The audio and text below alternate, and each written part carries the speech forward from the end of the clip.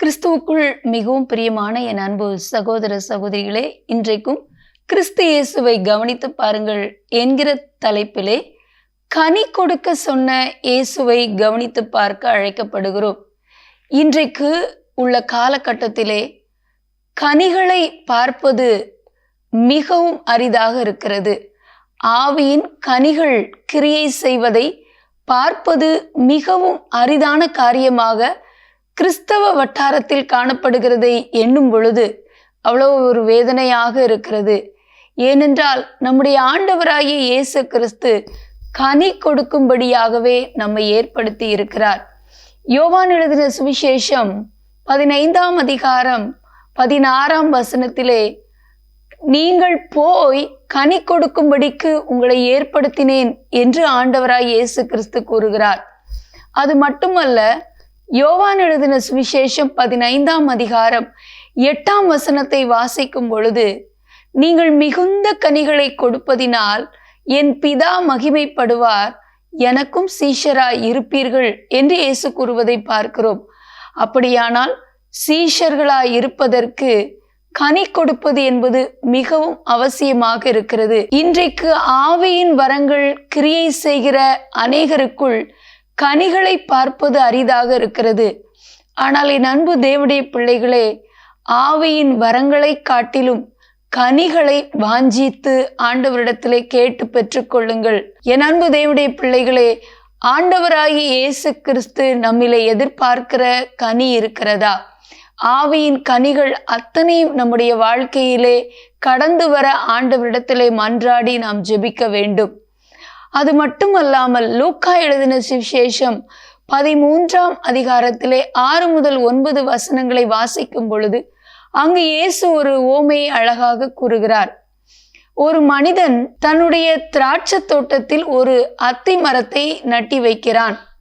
பின்பு தன்னுடைய தோட்டக்காரனை பார்த்து கனிகளை தேடி அவன் அங்கே வருவதை பார்க்கிறோம். அப்படி வரும்பொழுது அதிலே கனி இல்லாதபடிக்கு வருத்தத்தோடு கூட தோட்டக்காரனை பார்த்து, நான் 3 வருஷமாக இந்த மரத்தில் கனியை தேடுகிறேன், ஆனால் கனி ஏதும் இல்லை.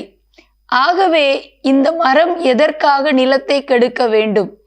இதனை வெட்டி போடு என்று சொல்லி அவனுக்கு கட்டளையிடுவதை பார்க்கிறோம். அப்பொழுது அந்த தோட்டக்காரன், ஐயா, இந்த வருடமும் இந்த மரம் இருக்கட்டும், நான் இதை கொத்தி நன்றாக எரு போடுகிறேன், பின்பு இது கனி கொடுக்காவிட்டால் இதை வெட்டி போடலாம் என்று அவரிடத்திலே கேட்பதை பார்க்கிறோம்.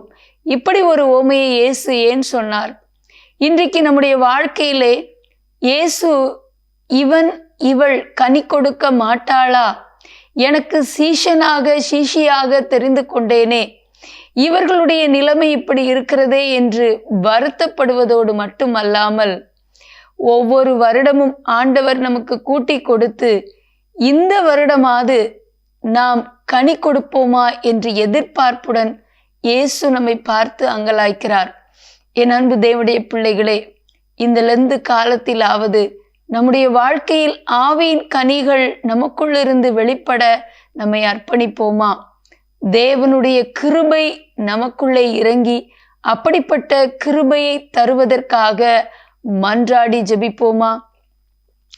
எங்கள் அன்பின் பரலோக பிதாவே, ஆசீர்வதிக்கப்பட்ட இந்த நாளிலும் தகப்பனே, ஆவியின் கனிகள் எங்களுக்கு எவ்வளவு முக்கியம் என்பதை நாங்கள் வேதத்திலிருந்து அறிந்து கொண்டோம் அப்பா. நாங்கள் உமக்கு சீஷிகளாக இருப்பதற்கும் நாங்கள் உம்முடைய கட்டளையை கைக்கொள்ளுவதற்கும் ஆவியின் கனிகள் என்பது எவ்வளவு முக்கியம் என்பதை நாங்கள் அறிந்திருக்கிறோம் அப்பா. நாங்கள் கனி கொடுத்தால் பிதா எங்களிலே மகிமைப்பட முடியுமே.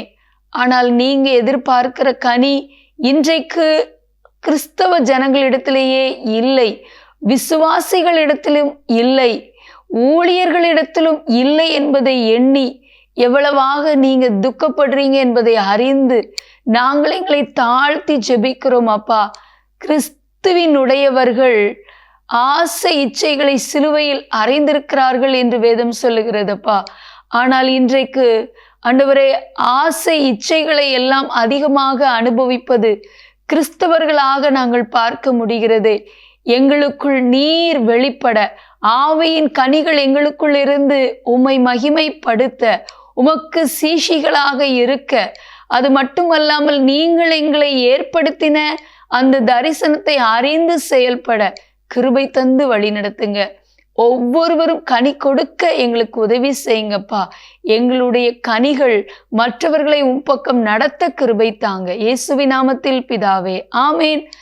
கனி கொடுக்க சொன்ன இயேசுவை கவனித்து பார்த்து கனி கொடுக்கும்படி அழைக்கப்படுகிறோம். கர்த்தர் உங்களை ஆசீர்வதிப்பாராக. ஆமேன்.